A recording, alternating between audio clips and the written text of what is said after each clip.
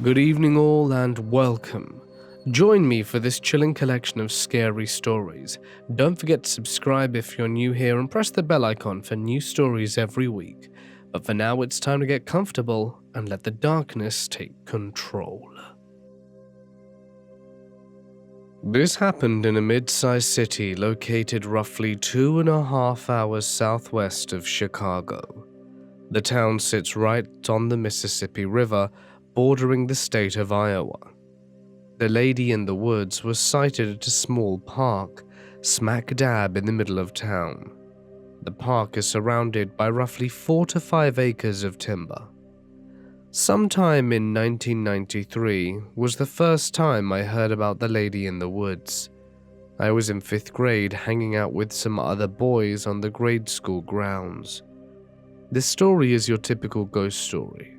At Mel Park, our local hangout just blocks away, a child went missing after the sighting of a ghost. More specifically, the ghost of a woman dressed all in white. They didn't know the name of the child, but claimed it happened in 1987. Another boy chimed in. There was also an adult who went missing the night after a sighting of this same ghost a few years later. In both cases, the sightings happened after the park closed well after midnight. The park is nestled in between neighborhoods, and there have even been reports of people who have moved out of their homes after seeing the woman drift through the woods. There were other stories I heard in the years after that, including witchcraft, Satan worshipping, people being taken, and people being ended. The story gained more momentum when another boy in our class a few months later found a pentagram spray painted on a tree on a path near the park. We actually rode our bikes out to see it. It was definitely there, crudely painted in what looked like a real hurry. It was one of those things where there was no real way to know if the pentagram was part of the story or was put there because of the story. When you're in 5th grade, you rarely stop to think about these things though.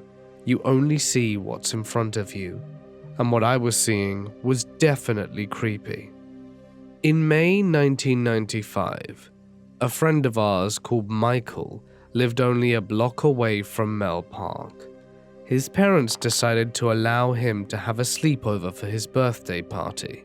He invited 10 of us boys to stay the night, just doing what boys do. That night, you can imagine where this is heading, Michael knew all the Mel Park ghost stories.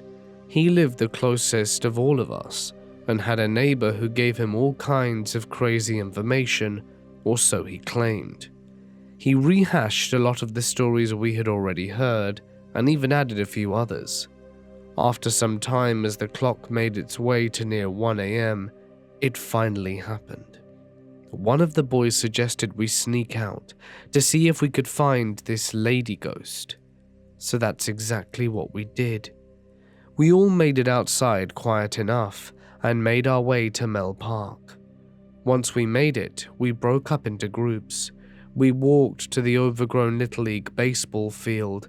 A few headed towards the playground equipment near the only streetlight in the park. Myself and another stayed in the parking lot nearest to Michael's house. I wish I could give you all the kinds of cool things we did, but in real life it wasn't that cool. Essentially, we just kind of walked around looking, waiting, and really we'd only been there for 15 to 20 minutes when it happened. I kid you not, just like the story, within minutes of us showing up, it was like a lifetime movie. There she was in the woods to my north. I see what looks like a pale white woman, white hair with white flowing clothes and white pants. In the night she appeared to glow. It was literally the perfect example of what you would think of as a ghost. I've never been so scared in my life. To this day, it's still the most terrifying moment I've ever been in, and that includes an automobile accident. Everyone saw her, all 10 of us. She stuck out like a sore thumb. We jetted, we ran faster than we ever had before, all of us completely silent, moving at our fastest rate towards Michael home and safety. I can embellish here and tell you that she chased us or made a move towards us. I could make out like her head split in half and bees came flying out, but none of that happened. In fact, she was facing a different way entirely. I don't believe the ghost lady even knew we were there. She looked as if she was simply peering deeper into the woods, as opposed to staring out to us frightened little boys running away. That was that. We all made it back to safety, and we spent the rest of the night worried this lady ghost was going to show up and take us. But she never did. We'd returned to school, and the Lady of the Woods became legend. All of us share the story, all of us back each other up, and we even told one of our teachers, who politely listened and then changed the subject. It was the coolest, most terrifying thing that had ever happened to us. We had one of the best campfire ghost stories in history. So time passes like it always does. We move on from grade school to junior high, then to graduating high school. Once we got a little older, the story took a backseat to girls and just living life. I wouldn't say the story died. I know we spoke of it in passing. I know the story continued on in the grade school, at least for a short time after we left. One of the 10 boys from the birthday party took their own life shortly after high school, and it took everything in me not to blame the ghost story on that situation. I don't believe the two were related though. We all move on to college, and I lose touch with all but one of the 10, although a few I still had on Facebook. The year was 2010. After coming home from college and struggling to find my way in life, I finally start to get my act together. I find a full-time job, married my now wife, got a dog and even had a few kids. Eventually we purchased our first home, which just so happens to be blocks from my childhood home. I end up in a little tiny house 2 streets over from Mel Park. After those floating years, I end up right back where it all started. On my days off, I walk my dog in the very park where the lady in the woods scared me almost to death. This is really when you start to question yourself and your senses. At 27, I would stare at the location where I saw the lady glowing all those years prior and try to make sense of it all. Now, older and wiser, you can spend a lot more time trying to feel things out rather than just reacting. How in the world did I see a ghost in 6th grade with 9 other people who all saw the same thing? I knew it wasn't a dream, but could we be collectively dreaming? I knew it wasn't our imagination, it really was there. What I saw was real, but your brain has a funny way of making things fuzzy. It's hard to explain, but you start to question everything. You know it's real, but you know it's not. That sentence shouldn't be. But it's just how my mind would read the situation. It really was something that I wrestled with a bit, trying to figure it out. 2 years later, in the summer of 2012, there I am on another walk with my dog, coming up alongside the timber where I saw the lady in the woods all those years ago.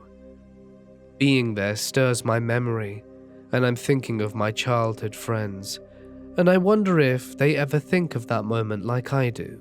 The thought passes as I move along a path that leads me out of the park. In front of me, a large trailer hooked up to a pickup, sitting in the driveway nearest the park's wooded area. There's a middle-aged man moving some things onto the trailer. As I approach him, he sees me and says hello, and I say hello back, and then decide to make small talk and ask him if he's moving. The man responds saying that he just recently sold the home. It was his parents' house, and it had sold to a young couple, and closing was coming up shortly. I mention a few other things and then start to head off, but I stop, because the ghost story was on my mind. I decide to ask the man I didn't know if he'd heard of this story. Why I did that is beyond me. It's definitely not something I would normally bring up in conversation, but this house was the closest one to the sighting, and I just needed confirmation that someone else out there still knew the story. I don't remember exactly what I said, but I basically asked him if he had ever heard of the ghost stories. I'll never forget, in my remaining years, what happened next. The man looked at me and smiles. He tells me he's heard those stories plenty. I'm actually relieved he had, because I didn't actually think that's how the conversation would go, or if he had a clue what I was talking about. I then proceed to give him the shortened version of the story I just told you. He listens, and I could tell he was interested. When finished, he takes a moment to respond. I used to live in this house before the park was built. My parents raised me here. I moved out in 83 or 4. The park was built between 84 or 6, and my parents have been here ever since. My dad passed away in 91, and it was just my mum after that. That ghost you saw? That was my mum.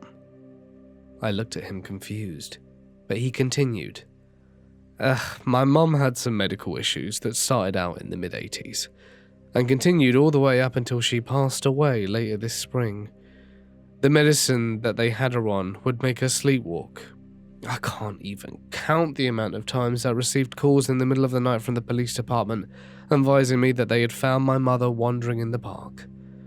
I was told recently one of the neighbors moved out because they were tired of all the commotion. My sister lives in Texas, and I could never get it through her thick skull that our mum needed to be moved to assisted living. So this went on for years. I found out from some friends that she had become a ghost story to the park. You see, my mum had a favourite robe that was all white, and she always slept in the same pearl silk pyjamas. Everything was white. She even had white gloves she would put on from time to time. I could only imagine what it would be like to be in the middle of the park at night. That lamp there over the playground would light her up like a Christmas tree, so it was never hard for police to locate her. So you see, that ghost you saw was just my mum, sleepwalking probably. I bet I even got a call that night. I was speechless. The lady in the woods was real. She wasn't a ghost, she wasn't a dream. She was simply a woman. She was this man's mother, lonely and suffering from some medical condition that had her wandering the woods at night. I only wish I knew more. I never saw the man again. The new couple moved in, probably oblivious to the ghost story its former inhabitant had created. So I wonder, does her legend live on? Are there some 5th graders right now hearing the story for the first time of the lady in the woods? How she appears and takes children. How there's a witch who takes those who see her in the middle of the night. In 2011, I moved away from the tiny house to a bigger house in a new city. I no longer visit Mel Park. I never did learn that lady's name, and I always kick myself for not asking the man more questions. The thing that I find so interesting is how a story can become what it is, how one event or story can impact individuals like it did me. I still think of the lady all the time. When a story rolls out that seems impossible, the lady in the wood comes to mind. Sometimes the story is real, but the context is muddled. The single event impacted my approach to everything. I listen, I take it all in, all of the story. If it seems impossible, I hold my tongue. Maybe it is impossible, or maybe it's just being interpreted wrong. This is a story from around 2009. I was in college and used to drive a little manual 2-door. It had a back seat, but if you were over 5'6", it was basically impossible to sit comfortably. I was walking out of a big box store one night, and there's this disheveled woman in hysterics outside. She's claiming her boyfriend took her paycheck to go get high and now she can't get home. Well, where's home? I ask. She answered that it was in town, about 20 minutes away.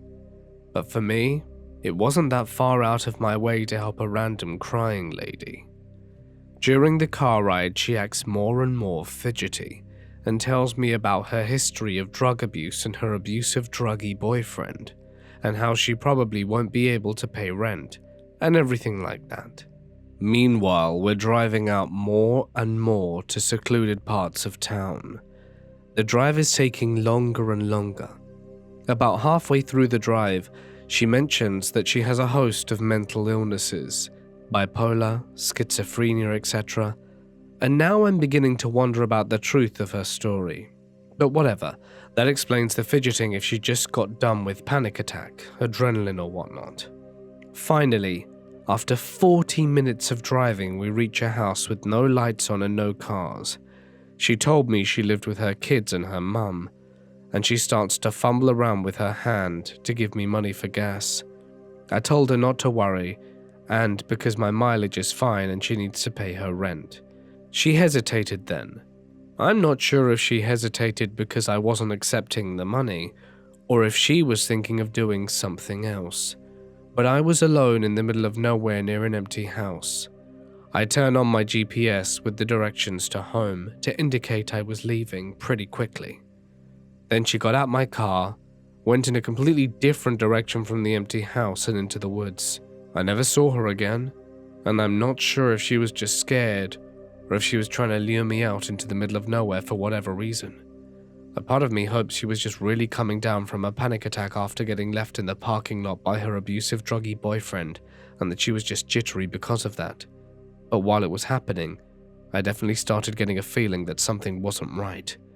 I've thought about it before and considered that my manual transmission and my GPS having phone, which was less common in a college town in 2010 as most of my friends still had flip phones, might have changed her mind about doing anything weird to me, if she was considering it. Before I start this story, it's important to have a few bits of context. This happened in South Africa, and here it's normal to have high brick walls with electric gates, electric fences, and alarms. The crime here is hectic. It's also pretty normal to have big gardens. My family and I are big animal lovers, so at the time we had 6 dogs, 2 Shar-Peis, 2 German Shorthair Pointers, and 2 Dachshunds. With that being said, our dogs roam freely in and out of the garden. It's obviously enclosed. We usually leave the veranda door open during the day for them to do their thing. Another thing is that it's normal to have live-in domestic workers, in our case a cleaner and gardener. Like the average family usually employs them. It's not only for wealthy people, like in other countries. So our cleaner is called Ellie, and our gardener is called Vince. This story happened in 2007 when I was 9 years old. My older brother of 10 and I had just gotten our first cell phones that day. My dad surprised us with them after work. You may think it's a bit young, but it was used for emergencies or to communicate with our parents. It's just an important piece of info for the story. We don't usually leave our veranda door open at night due to security reasons, but I remember it being a hot summer night that night. So of course, this night, of all nights, the veranda door was wide open, and the dogs were doing their thing in the garden. My brother and I were in my parents' room, setting up our new cell phones, all excited. Ellie's daughter, Anne, who was like an older sister to us, of 18, was helping my brother and I. My dad was somewhere in the house, and my mum was in the bath. I specifically remember Anne having a comment about how the dogs wouldn't be quiet and how annoying it was. That's when I noticed it too.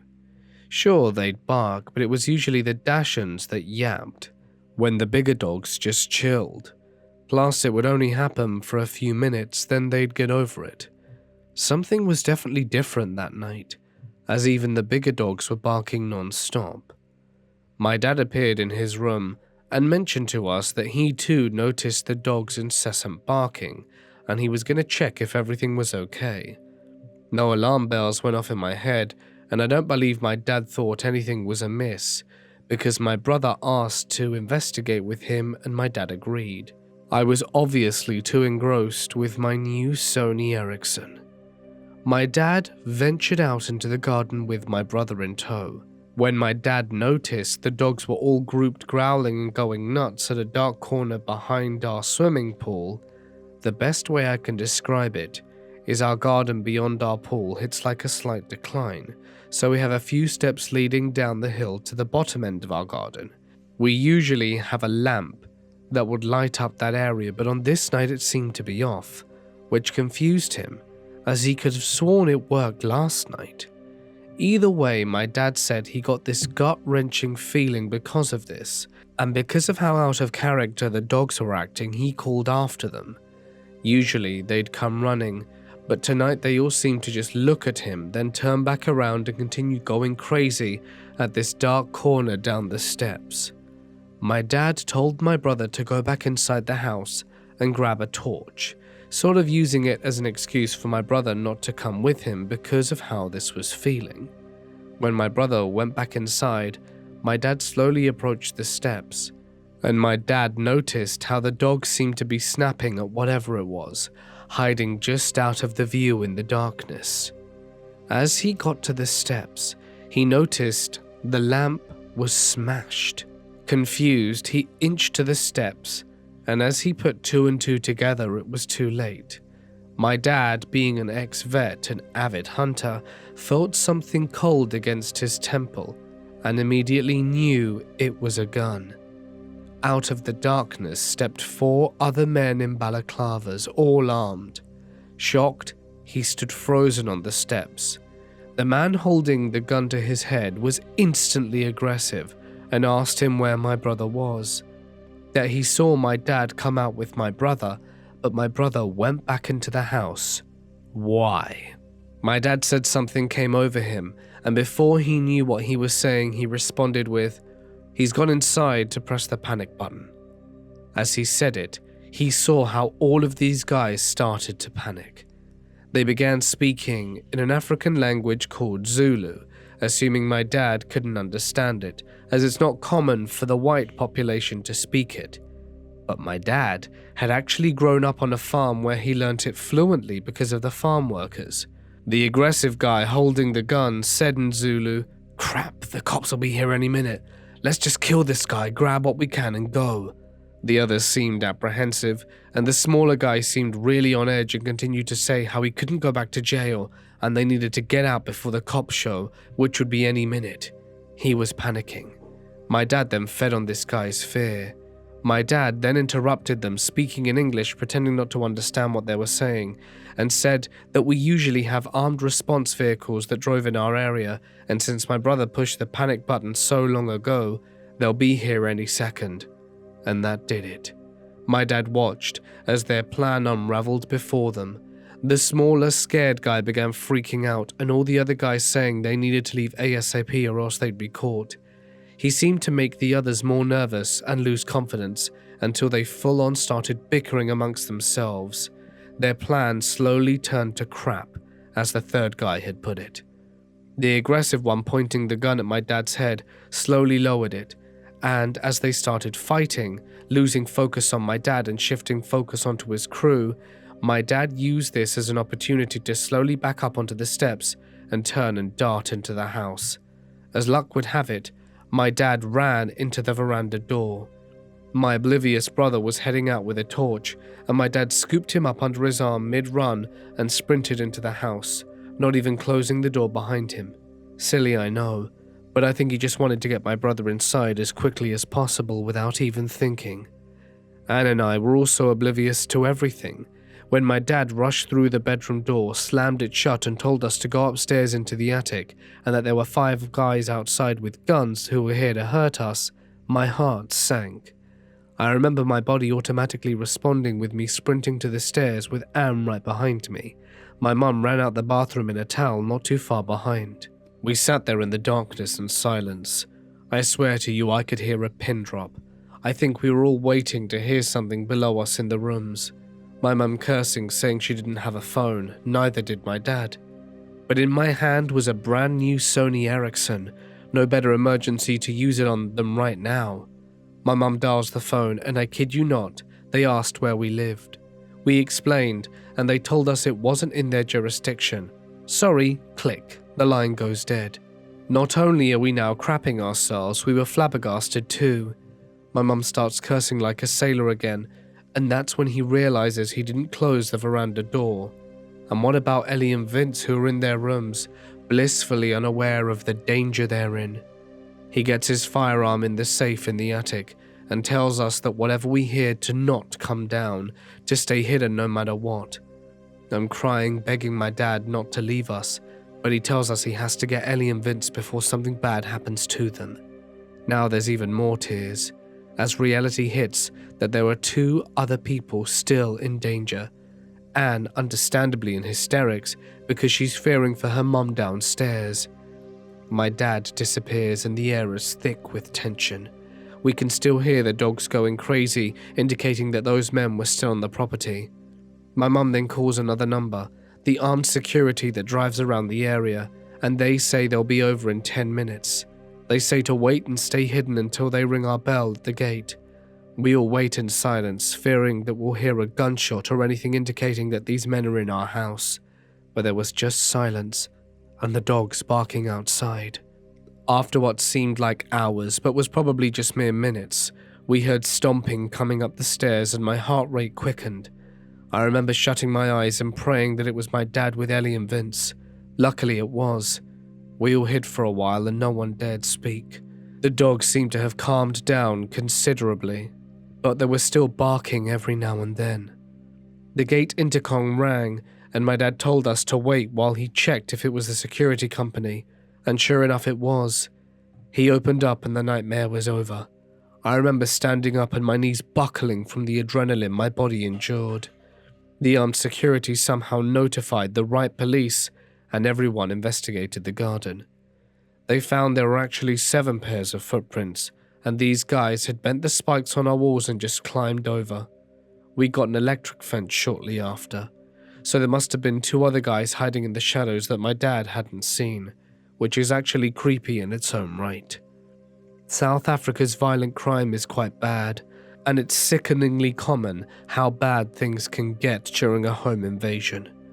I was obviously so young at the time and didn't know the horrors of the world, and was just scared of my family getting hurt. Now that I'm older, just the thought of 4 women being in the house and my mum being in nothing more than a bath towel gives me the chills to this day. The cops said the fact that there were so many guys instead of just 1 to 3 indicated that they had very sinister intentions indeed. Thank goodness nothing happened to my family, and I'm forever thankful for my dad's quick thinking regarding the panic button, and glad that my dad understands Zulu and can manipulate the situation to benefit us. Lastly, my family will forever be in debt to our good boys and girls that warned us that night. A terrifying and life-changing outcome would have 100% happened that night, had it not been for our incredible dogs. From that day onwards, my dad always gave them leftover rice or meat for dinner. Rest in peace, Impy, Shutu, Dash, Fudge, Wrinkles, and Pikachu. I'm sure there's a special place in heaven, saved just for you. Between August 2012 and June 2013, when I was 20 years old, my boyfriend Ryan was living abroad in Trieste, Italy, as a teacher. We're both from New England and I was unfortunately stuck at home for my junior year of college. 10 months is a long time to be in a long-distance relationship, so for Christmas my parents told me I could go visit Ryan over his February holidays, which fell on his birthday and Valentine's Day. In short, it was perfect. When the time came, I sat at the airport and said a quick goodbye and happy birthday to Ryan via text message, as I knew that I wouldn't have service on the flight or at all in Europe. He wasn't able to meet me at the airport because of work, so he texted me directions about what to do when I landed. The directions went something like this. When you land, go out to the buses, get on the C bus and take it for about 45 minutes. At the end, you'll be at a train station and I'll meet you there. It wouldn't hurt to get a map or ask someone for directions if they speak English, but if you follow my directions, you should have no problem. This all seemed pretty straightforward to me, but as I was sitting on the bus, I couldn't help but feel I'd done something wrong. You know how it is.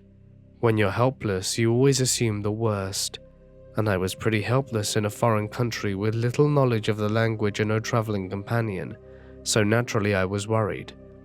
I decided to try and communicate with the woman next to me just to calm my nerves. Scusi, inglese? Parla inglese? She made a face and held up her fingers to show she spoke little English. Oh, grazie. I'm looking for the train station. Stazione treno? Dove?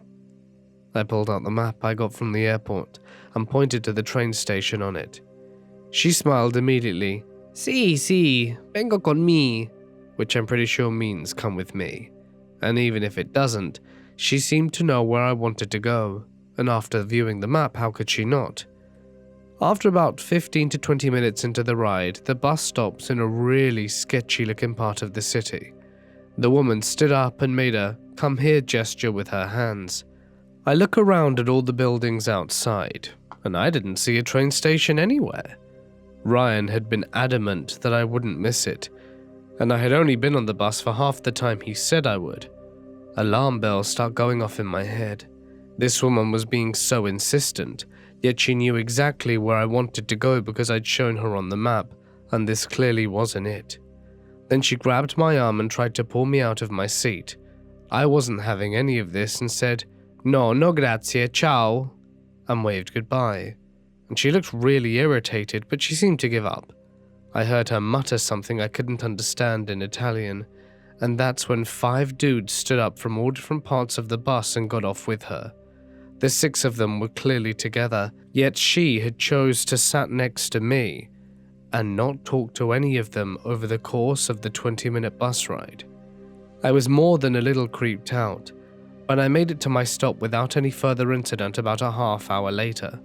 I mentioned my experience to Ryan, and the two of us laughed it off, joking that I could have ended up like the girl in Taken. I'm pretty sure I was just overreacting, but sometimes I really wonder. Italy, Trieste in particular, is known for human trafficking. A huge ring was busted in May. I feel like a lonely, young foreign traveler is probably pretty easy prey for them, and luring a young girl with a woman and then using strong men to arm her away just doesn't seem so far out of the realm of possibility. Bad people or not, it was pretty scary for me, and I'm glad I had enough sense to stay on the bus. Who knows where I'd be now if I'd have gone with that woman. I had an experience that took place while I was walking down the main street of Devonport. It was around 1992. I was 15 and walking up Victoria Street after getting off the ferry and listening to The Clash on my portable stereo and paying absolutely no attention to my surroundings. When I came to a street corner, and without checking for traffic, I began to step off the curb, when a hand grabbed my shoulder and pulled me back onto the footpath. At that precise moment, a car flew around the corner at a speed that would have pretty much killed me on the spot, at best. Thank goodness for the pedestrian who pulled me back from almost certain death. I turned around to thank my capeless hero, but there was no one there. No one within range, no one on the sidewalk I was on. There were some old ladies a small distance away chatting and holding shopping bags, so there's no way it could have been them, especially so quick. There was simply no one in the vicinity who could have grabbed me, but I definitely felt a hand grab my shoulder and was definitely tugged back off the road. Whenever I think about it, I'm left pretty damn spooked, but I'm grateful to my phantom savior, without whom I certainly wouldn't be here to recount this story. This happened back when I used to get on Grindr, but it always reminded me of how glad I am that I'm no longer doing the online dating thing. It starts with me getting a message from a blank profile. No name, no pic, no bio.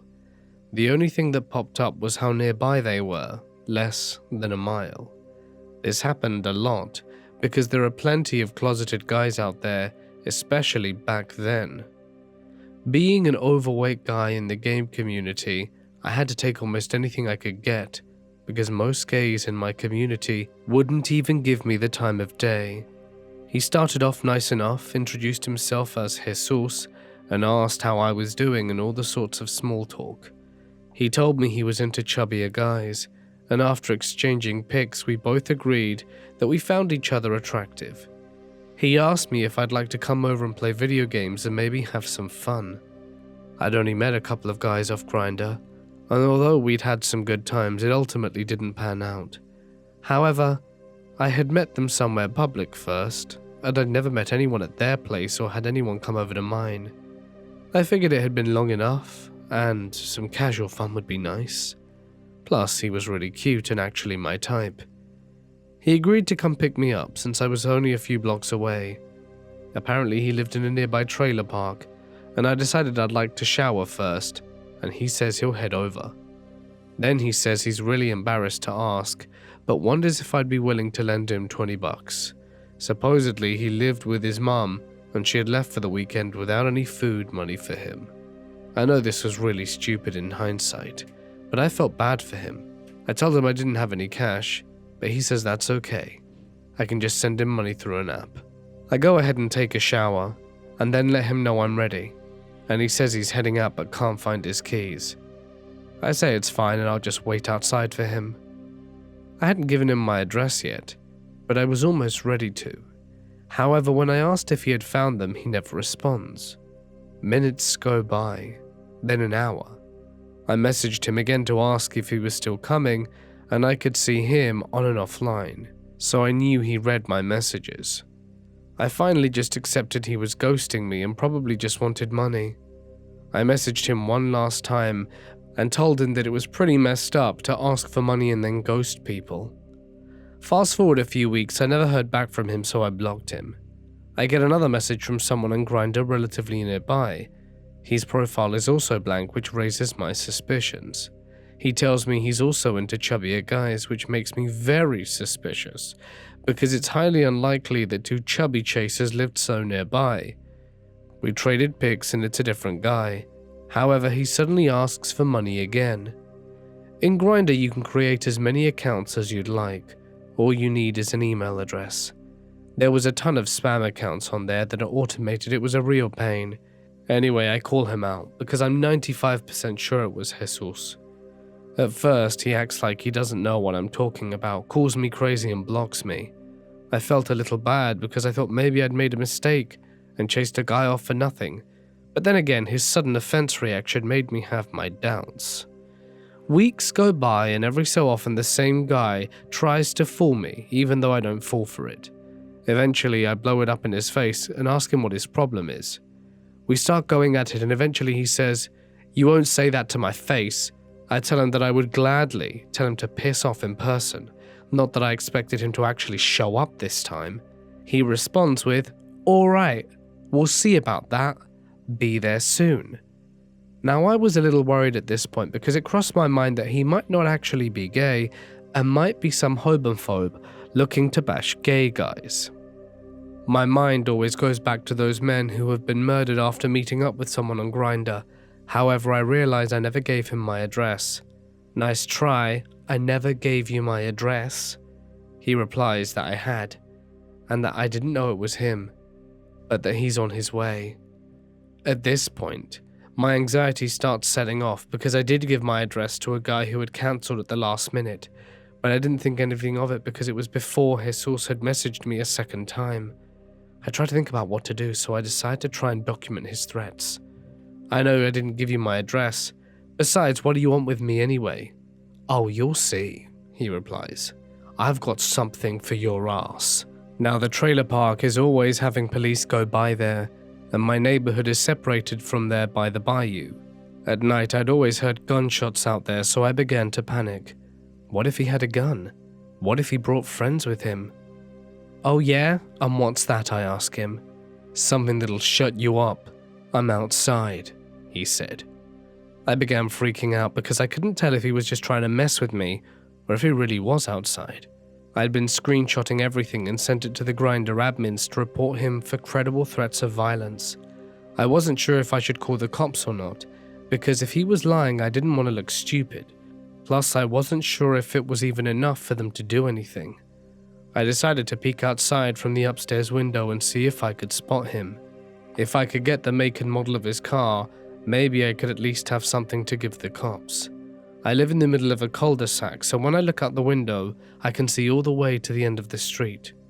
When I looked out, I'd seen a car I'd never seen before parked on the side near the end of the road. My heart was pounding because I just knew it was him, but a part of me was hoping it wasn't. I decided I'd test him and see if he really was out there. He goes, "I'm waiting." I tell him, "I'm already outside, where are you?" Of course I wasn't, but if it was him, he would know my address, and why couldn't he just park outside my house? Sure enough, I was right. He responds, "Yeah, I see you. You're gonna get it now." "Then give it to me," I say. "I'm right here." He replies with, "Just you wait." I knew he couldn't see me from his car because I was peeking out discreetly from my window, and I have a privacy shade on them where people can only see a black screen from the outside. A few more minutes go by and the car takes off. I have a feeling that he used Grindr to triangulate the area of where my neighborhood was, but of course couldn't find my exact house because I hadn't given him my address. Grindr then sends me a message saying he'd been banned from the app and they'd contacted the local authorities. I never heard anything else after that, so I don't know what became of it. The cops never contacted me if they did pay him a visit, and I never heard from him again. I'm married now, so I don't use Grindr anymore, thankfully. Still, it took a while before I was able to sleep soundly after that, and I rarely left the house, and when I did, I always made sure his car wasn't around. Maybe it was a kid just trolling people, or maybe it was something far worse. In either case, I'm glad I'll never find out. When I was about 11 to 14 years old, I had a best friend named Spencer. Spencer had a decent-sized family and a big house. We hung out practically non-stop outside of school. He was homeschooled and I in public school, and during the summer, I practically lived at their house. Spencer had an older brother called Keenan, who was about 5 years older than him, and I thought he hung the moon.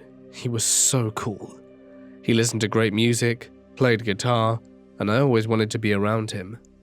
One summer when I was 13, Keenan went to summer camp. He was supposed to visit the Grand Canyon and go kayaking and do tons of fun stuff. We were jealous. It was weird not having him around all the time, since I basically stayed at their house the entire time. Finally, the day came when Spencer's dad was supposed to go to the airport to pick Keenan up, and we were super stoked to hear all about camp. His dad drove up, and we ran down the stairs to greet them, but we didn't see Keenan. His dad had tears running down his face, and he exclaimed, "He didn't make it. He didn't make it, you guys." My heart dropped into my stomach, and I began to panic. Keenan walked up right behind him, and they both started laughing. It was a huge dick move. We helped him unload his baggage, and we stayed up until midnight talking about his summer. He had so much to say. He said he had the time of his life, and told us how he almost went overboard while whitewater rafting, and how he surely would have drowned if he did. As two 13-year-old boys, we were enamored by Keenan and everything he did. We talked about how Spencer and I were going to go to the same camp once we turned 18. It had been a long day and it was time for all of us to go to bed. Keenan told us he would tell us more in the morning when we woke up. I had fallen asleep and awoken in a cold sweat because of a nightmare I had. In my dream, Spencer and I had went around our entire day that day just as we had before, except when their dad showed up and joked about Keenan dying on his trip, he actually did. This was practically my idol and the dream was so vivid. I needed to go and get some water and calm myself down afterwards. I checked my phone before I headed to the kitchen and it was 3:30 a.m. The house was so dark and I had to tiptoe to be quiet and make sure to not wake anyone up. As I walk through the den on my way to the kitchen, I see moonlight spilling into the living room, the only light in the house. That's when I think I see a large dark silhouette get closer and I adjust my eyes. I see Keenan hanging from the ceiling fan. I freak out and run across the room in a dead sprint and turn the light on to see if my eyes were deceiving me. It was him, except he was asleep, standing in the middle of the room underneath the fan with one of his arms raised slightly up over his head. I never knew Keenan to sleepwalk before, and luckily he snapped out of it before I tried to wake him up.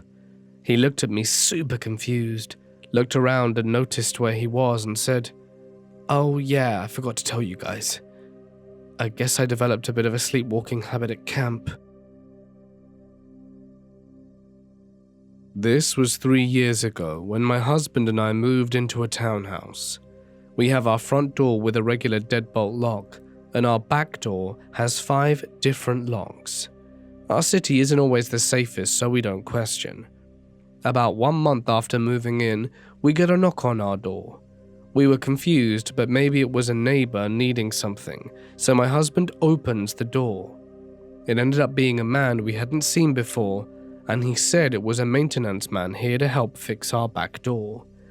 We explained to him that we didn't have a call for anyone and that our back door was completely fine. He kept insisting that it was the correct place, and we kept telling him that it wasn't.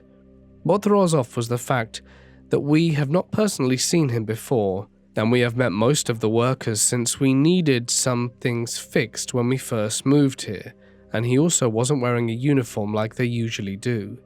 Next thing we know, he goes, "Let me show you," and just walks right in and heads to our back door.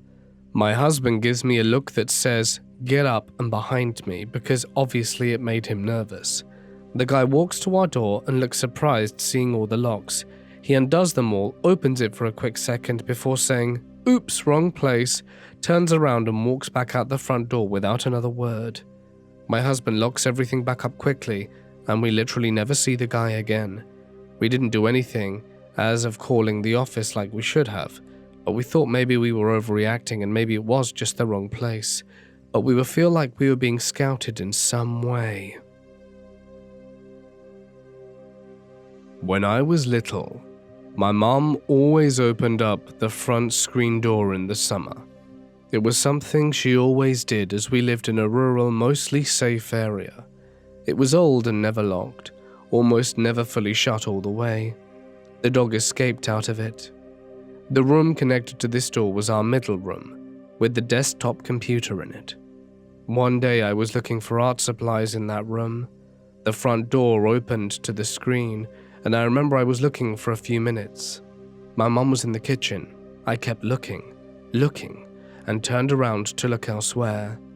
There was a burly, grisly-looking man standing there. I'd never seen him before. He must have been staring a while. When I saw him, he stayed put, still and silent. No knock, no asking for my mother, no hello. Still, I hadn't heard any crumbling of gravel from a car pulling in, so where had he come from? I ran to the kitchen and told my mum some guy was standing there. She walked out cautiously, and I saw and heard her speak briefly through the screen. Then she shut the front door and locked it, and never spoke about it, even when I asked questions. As an adult, she doesn't seem to remember what I remember so vividly at all. I still mull over it. Why was he there? Where was his car? Why would he be walking in a rural area with no sidewalks?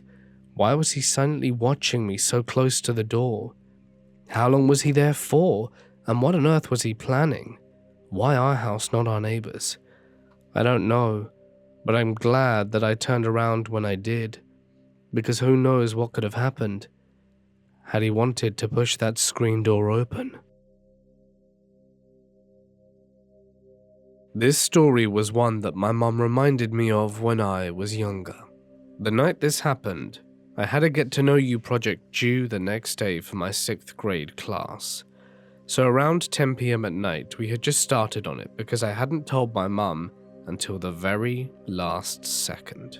I believe we had almost every light on in the house, so we had every angle lit up on paper. Way too bright, since the paper made you want to look away due to the sheen of it. So my mum used to adore scrapbooking, taking a bunch of pictures and making collages with cool artsy stuff in a book for a keepsake, not just a regular photo album, and would always love doing anything with crafts, so she was prepared for projects like this.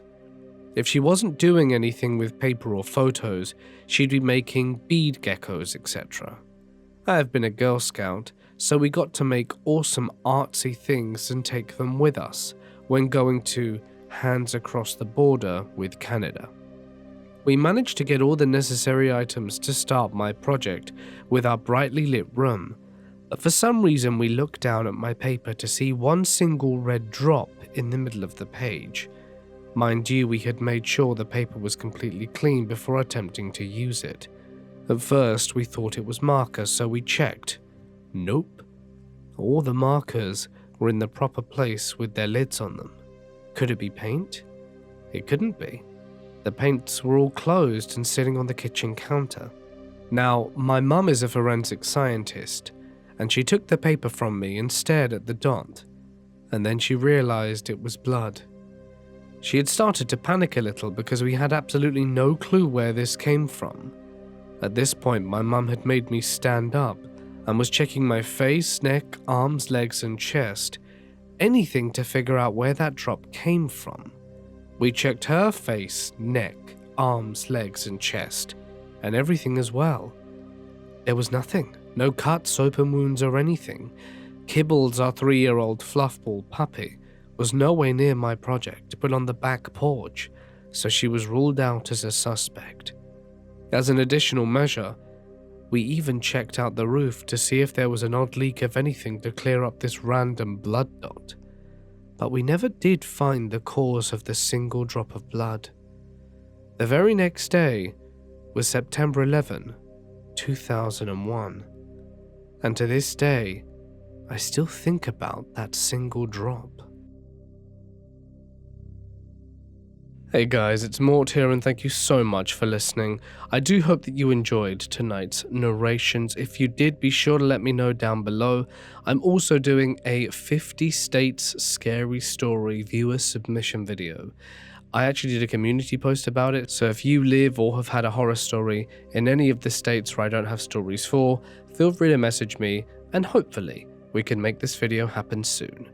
But for now, stay awesome, more videos on screen, and a huge thanks as always to my members and patrons whose names can be seen.